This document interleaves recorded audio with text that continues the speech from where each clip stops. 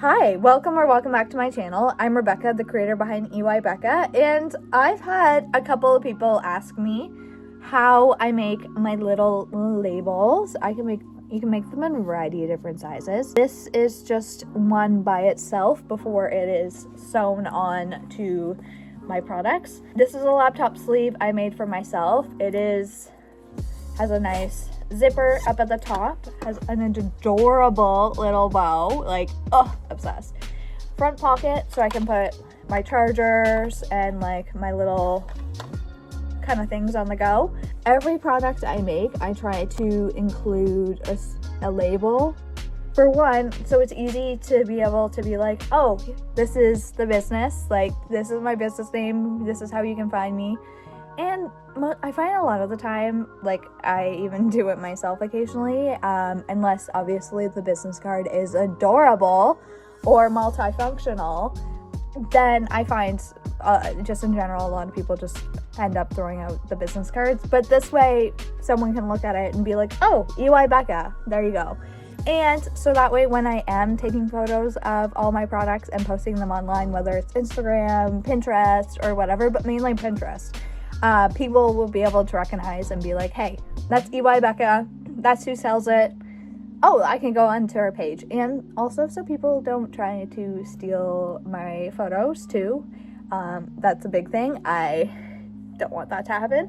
But I wanted to bring you along and show you how I make all my little labels, because last time I made them more for myself and I just kind of batch made them. And I have my laptop here. I have already kind of gone ahead and kind of made them. So I primarily use different iron-on transfers. This was one that I ended up getting at Michael's. I currently only have one sheet of it left, and I also have this, which I have used previously to make a couple shirts and little iron-on patches for my friend's son's birthday, which these also work really well. So I think I might try to use up some of them. Even though it is for dark fabric, it will still do the job. So these are the two that I have used and I know work both beautifully. They both obviously have instructions inside on how to do everything. For this one, I did have to go and flip the image, so it is reversed. For this one, however, that is not what we are doing. It is just going to be printed onto the sheet, and you will remove the back side and then place it down. You will see, we will go through that. Once you have figured out what phrase or image you are planning on putting on your labels, I would highly recommend to make sure that you have enough of a border around your image. This is my business logo, so I did already go ahead and do that. We are using Canva to do this, so I will be downloading this image. Then I will be creating an 8.5 by 11 inch document. As you can see, I have done a bunch of different test sizes to kind of see different shapes of what I think would be great for my logo. I would also recommend to look on Google to see other clothing label sizes of what they recommend. Personally, I find that 1 inch by 0.8 of an inch works beautifully. Once you have figured out the exact size that you want for your labels, we are going to be adding a border around every label just to make it easier for when you're cutting it in the future. Also necessary if you want uniform labels.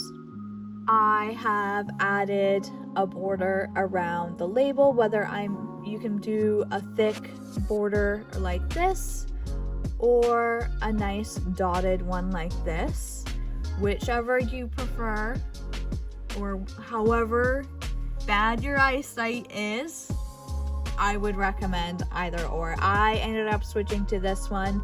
It's just a little bit easier. Once your border has been added, we will be adding all of those to our 8.5 and 11 inch document. Your labels may look like this, or they may look like this. they may even look like this. These are my smaller labels. So I start with one label in the furthest top corner and start duplicating until I have a full row. I will select the entire row and then duplicate it until we have the entire sheet filled. If I have extra room, I do always like to add labels along the side as well, because we don't want to waste any space if we can. Then once these are all ready to go, we will download them. I am all ready to start printing the labels. We are going to start off with this transfer iron-on. And I did want to mention, if you are going to use this exact one, it does include instructions on how to do it. It does specifically state to make sure you are flipping your image before applying it onto the piece of paper. This will be where your design will show up. And as you can see, there are two red lines on the back. This you will make sure to feed into the back of your machine, making sure this is down. Depending on how your machine prints, that is a big added factor. And for this transfer iron-on, it also includes instructions and a piece of parchment or wax paper, one of those two. The transfer paper, my kitty has arrived. Say hello, say hello. Bye now, bye now. The transfer paper does look a little bit different in this package as opposed to this one. Right off the bat, it does say their name and branding all on the back. And this is the front where your design will show up. So when you feed it in the same way as you normally would. And for this one, you do not need to flip the image. It does not need to be mirrored. So let's start loading the printer up and getting it ready. I will be using the Epson ET2800 to print the labels. I do use this printer for a variety of different things, from making stickers to printing documents to printing new sewing patterns. Honestly, it is so endless. Like, the options are endless on what you can do with it, which is great. And I mainly got it so I could upgrade from the previous printer that I got for $40. And honestly, the ink lasts such a long time in this machine. It is crazy. So that's also why I got it. Normally, when I am making these labels, I am doing it with my desktop computer, but unfortunately it is currently decided it doesn't want to work, so I need to bring that in. All I did was unplug it, like obviously turn it off, make sure it was completely shut off, unplugged it, and then moved it from one area of the basement to over here, made sure not to hit it on anything, and now it just doesn't want to boot up. And not to mention, I don't have anything backed up on it too, so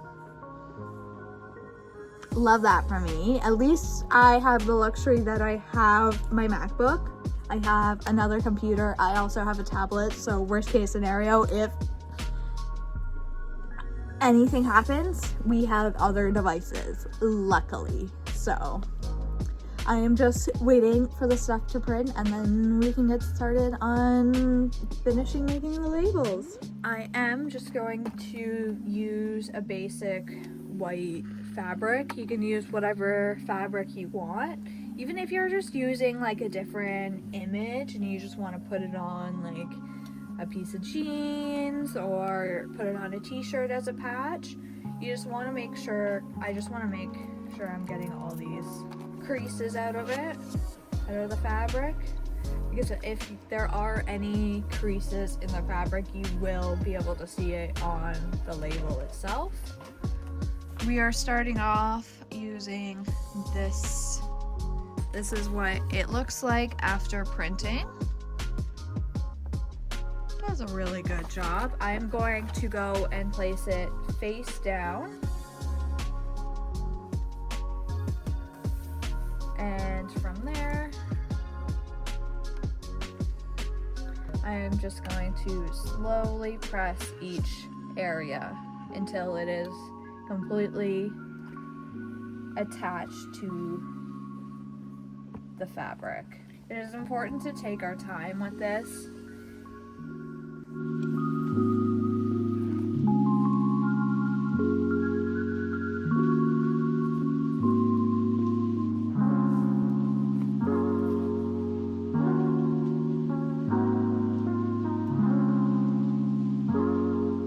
For this transfer paper,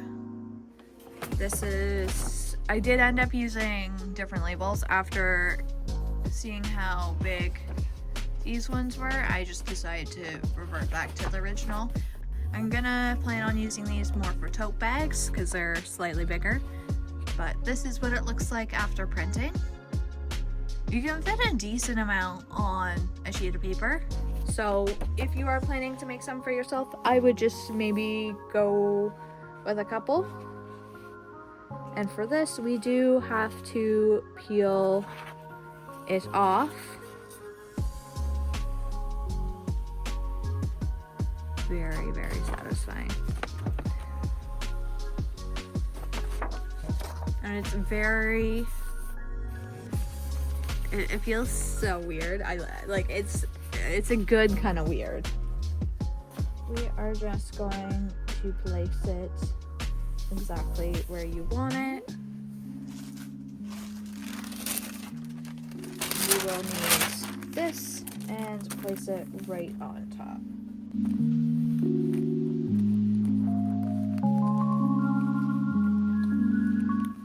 And we are going to do the same thing that we did with the last iron-on paper. Making sure to pay attention to the corners and the edges. You don't want those to come up.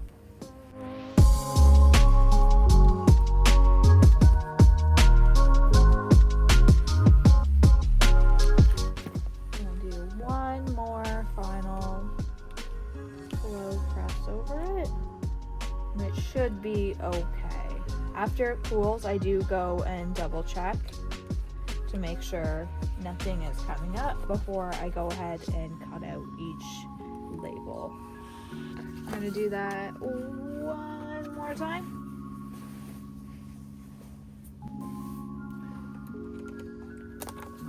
And if you notice that there's a lot of, like, you have animals and stuff like that, you notice there's a lot of fur or lint or just whatever on your fabric, I would recommend to lint roll it first ahead of time and then iron it before you put on your label or your design or whatever you're gonna end up putting on for a little patch, just so that way it's nice and clean, there's no remaining lint or anything on it.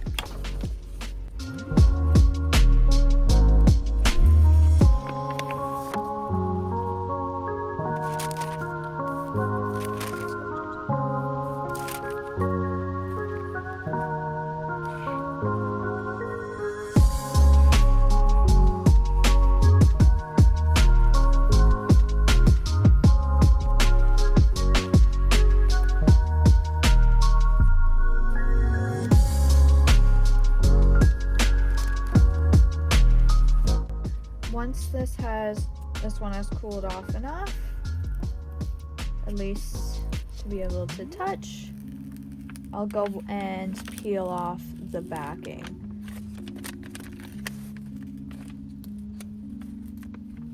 Making sure to go slow and taking my time.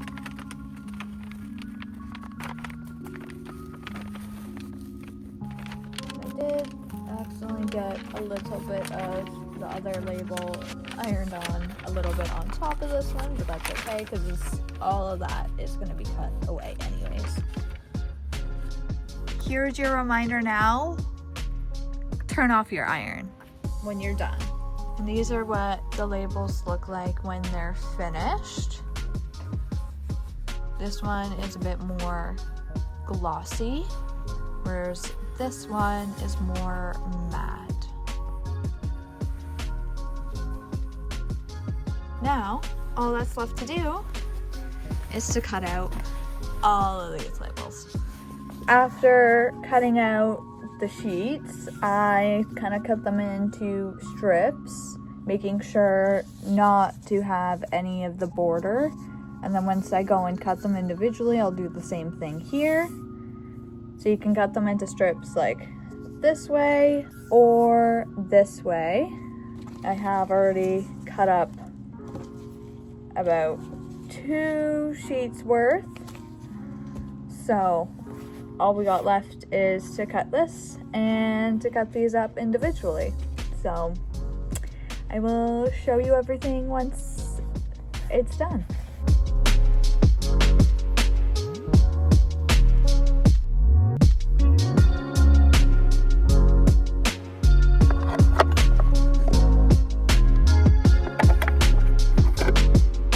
Thank you so much for watching today's video. I hope you enjoyed, and I hope you learned a few new tricks today, especially to make your own custom adorable labels. You can customize them to say whatever you want and to do whatever size you want. So if you have any questions, please just leave them down below in the comments. Please like, comment, and subscribe, and I will see you next time.